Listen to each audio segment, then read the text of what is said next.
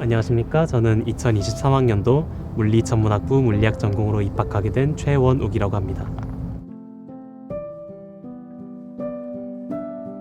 사실 제가 물리학에 관심을 가진 지는 오래되지 않았습니다. 오히려 중학교 때까지는 어문 계열에 관심을 가지고 번역업계에 좀 관심을 가졌습니다. 근데 제가 번역업계에 관심을 가지고 번역 연습을 좀 하고 하다 보니 재미가 떨어지는 게 있었고, 그래서 제가 그쪽에 진정한 흥미를 가지고 있지 않나 보다 하는 생각이 들었습니다. 그래서 저는 새로운 관심사를 찾아 나서게 되었습니다.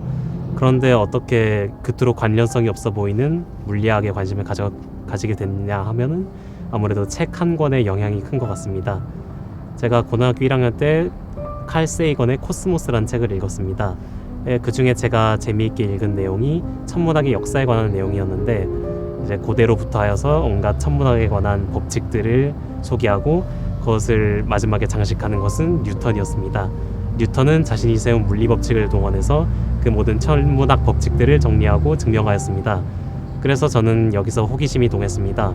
제가 평소에 고전적인 걸 좋아하다 보니까 한번 그때 뉴턴은 어떤 식으로 그 법칙들을 증명했을까 하는 것에 관심을 가지게 되었습니다. 그래서 한번 뉴턴이 직접 쓴 책인 자연철학의 수학적 원리, 흔히들 프린키피아로 줄여서 말하는 책을 읽어보게 되었습니다. 프린키피아를 간단하게 요약하면 사실 굉장히 단순한 책이라고도 할 수 있겠습니다. 자신이 세운 운동 법칙들을 통해서 물리학 체계를 만들고 그 물리학 체계를 이용해서 태양계의 구조가 지금까지 관측되었던 것과 일치한다는 것을 보인 것입니다. 이제 어떻게 보자면 이것이 현재로서는 그저 중고등학교에서도 배우는 과정을 옛날의 수학으로 딱딱하게 풀어낸 재미없는 책이라고 생각할 수도 있겠지만, 저는 이 책이 굉장히 흥미로운 책이라고 생각합니다. 반대로 말하자면 뉴턴은 그러한 기본적인 과학적, 수학적 지식도 없던 시대에 자신이 혼자서 그러한 과학적 체계를 만들어낸 것입니다. 한 인간이 단순히 저 하늘과 별을 관찰하여서 그것을 벽돌 한 장 한 장 쌓아서 처음부터 쌓아나간다는 것은 분명히 굉장히 어려운 일입니다. 저는 이것이 한 개인 혹은 과연 인류가 해낼 수 있는 것인가 하는 그러한 경외심이 들었습니다. 그래서 저는 마치 아름다운 그림이 화가를 낳고 아름다운 음악이 음악가를 낳듯이 그러한 아름다운 물리학의 전개에 관해서 굉장히 큰 감명을 받고 물리학에 관심을 가지게 되었던 것 같습니다. 저는 그러한 위인들이 세워놓은 체계를 한번 탐사해보고 싶었습니다. 제가 비록 그 위인처럼 된다든가 혹은 중요한 위치를 차지하게 되진 못하더라도 한번 그것을 따라가 보는 것만으로도 만족할 수 있을 것이라 생각했습니다.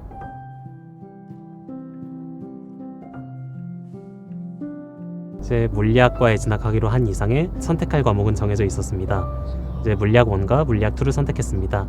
하지만 정해진 대로 선택했다고 해서 정해진 대로 공부하지는 않았습니다.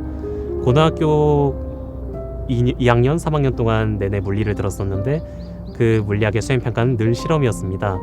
그런데 그 실험이라는 것이 결국에는 교과서에 있는 내용을 거의 그대로 반복하는 것에 불과했습니다. 실험의 설계라든가 이론과의 그 정합성이라든가 그런 것을 저희가 직접 고려해보는 그러한 실험은 아니었습니다. 저는 그러한 실험이 과연 얼마나 큰 의미가 있을까 싶었습니다.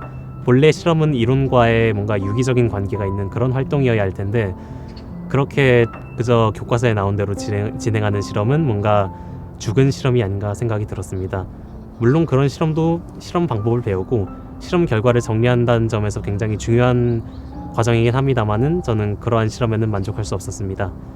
그래서 저는 수행평가 시간에 실험을 하고 시간이 남으면 번외 실험을 진행해도 좋다는 저희 선생님의 말을 듣고 시간이 남을 때마다 늘 번외 실험을 진행했습니다. 이제 기억에 남는 실험으로는 전자기 유도의 실험에 관해서 코일과 자석의 움직임이 한 두세 가지로 정해진 실험이었는데, 저는 이제 거기에서 벗어나서 자석을 코일 바깥에서 움직여 본다든가 혹은 코일을 겹쳐서 실험해 본다든가 하는 식으로 좀 더 여러 가지 실험을 시도해 보았습니다. 이제 그렇게 시도한 실험들이 모두 성공적이지는 않았습니다. 아무래도 실험 도구라든가 실험 시간이 굉장히 한정되어 있었고, 또 그 한정된 시간 속에서도 실험을 즉흥적으로 고안해내고 즉흥적으로 측정을 하였기 때문에 아무래도 여러 가지 애로사항이 있었습니다. 하지만 그 와중에도 분명히 수학이 있었고 그러한 실험을 설계하고 진행해보는 것은 저에게 큰 의미가 있었던 것 같습니다. 교과 내용을 그저 따라가기만 하진 않았으면 좋겠습니다. 교과 내용은 여러분들에게 학습의 뼈대를 제공합니다. 이제 거기에 살을 붙여나가는 것은 여러분들의 역할이 될 것입니다.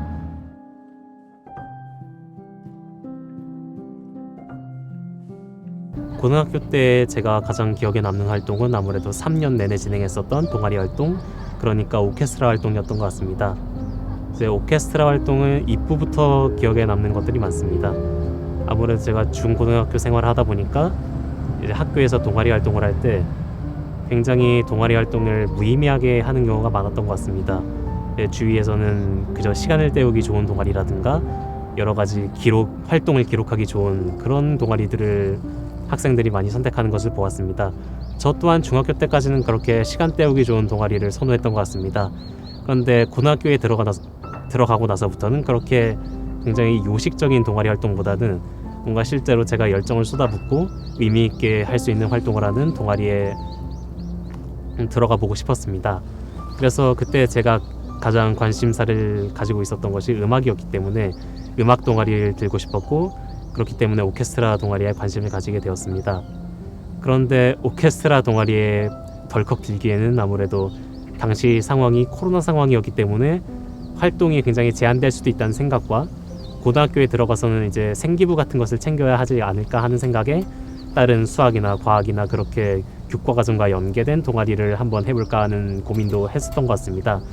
하지만 궁극적으로는 제가 정말로 하고 싶은 일을 한번 해봐야겠다 하는 생각이 들었습니다. 그래서 저는 제 열정을 따라서 오케스트라 동아리에 들어갔습니다. 이러한 경험이 결국엔 저에게 일종의 뚝심을 길러주지 않았나 싶습니다. 이러한 뚝심이 제가 대학을 진학하는 데 있어서도 상당히 큰 영향을 미친 것 같습니다. 제가 물리학과에 진학하려고 할 때 주위에서 차라리 공대나 의대 같은 데 진학하는 게 어떻겠냐는 그런 이야기도 여러 번 들었습니다. 하지만 결국엔 제가 하고 싶은 것은 과학이라는 생각이 들었고 그래서 열정을 따라서 음악 동아리에 들어갔듯이 이렇게 자연대에 오게 되었습니다.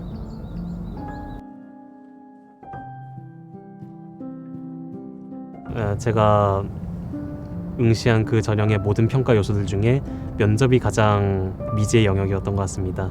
이제 뭔가 걱정할 거리가 있어야 걱정이라도 할 텐데 면접은 거의 걱정도 안 됐었던 기억이 납니다. 이제 주위에서도 굉장히 걱정을 하셨던 것 같습니다.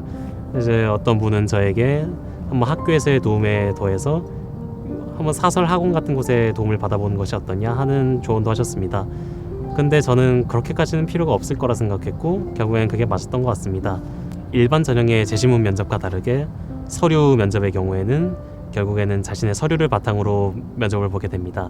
그리고 그 서류라는 것은 자신의 경험, 자신의 인생이 녹아 있는 것이라고 생각합니다. 그런 것들은 결국 자신이 가장 잘 알 수밖에 없습니다. 남에게서 도움을 받는 데는 한계가 있을 수밖에 없습니다. 그래서 저는 스스로 준비하는 것이 최고라고 생각을 했고 그렇게 가능한 한 혼자서 준비하게 되었습니다.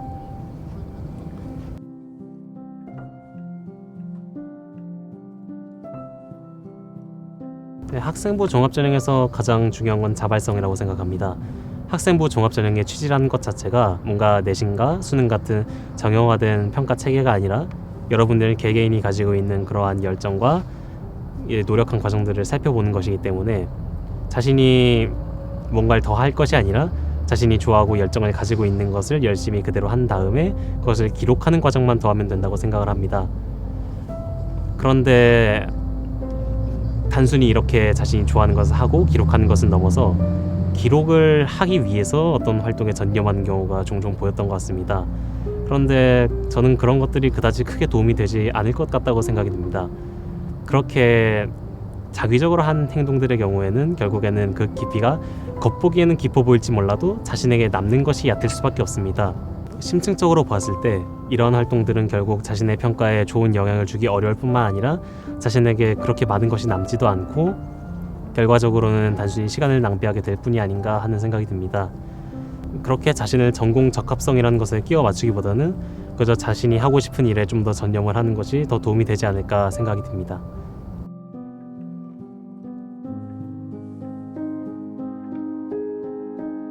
저도 대학교 신입생이 된 지 얼마 안 된 참이고 아는 것이 그렇게 많지는 않습니다. 하지만 그렇기 때문에 불과 몇 개월 전에 저와 비슷한 처지에 있는 이제 12년 동안 이어져온 초, 중, 고등학교 생활의 끝을 눈앞에 두고 앞으로의 진로를 계획하고 계실 여러분들께 하고 싶은 말이 있습니다. 이제 진로를 정한다는 것에 있어서 자신을 알아간다는 것은 굉장히 중요할 것입니다. 그런데 그 자신을 알아간다는 것이 상당히 어려운 일일 수 있다는 것을 말씀드리고 싶습니다. 이제 우리 자신은 굉장히 언제나 변화하고 있습니다. 그런데 그 변화라는 것이 굉장히 교묘하게 일어납니다. 이제 내면의 심층적인 부분에서 우리의 자아는 변화해도 우리가 그것을 인지하지 못하고 결국에는 우리가 진정으로 느끼는 바와 다른 것을 생각하게 될 수도 있습니다. 제 생각엔 그렇기 때문에 우리가 진정한 꿈을 찾는다는 것이 굉장히 어려운 거라고 생각합니다. 하지만 오히려 그렇기 때문에 꿈이 늘 변하기 때문에 우리는 하나의 꿈에 안주하지 말고 언제나 변하는 꿈을 찾아서 꿈을 찾는 자세를 가져야 합니다. 그렇게 꿈을 찾는 여러분들이 서울대학교에 진학하셔서 꿈을 찾아 나서기를 바랍니다. 기다리고 있겠습니다.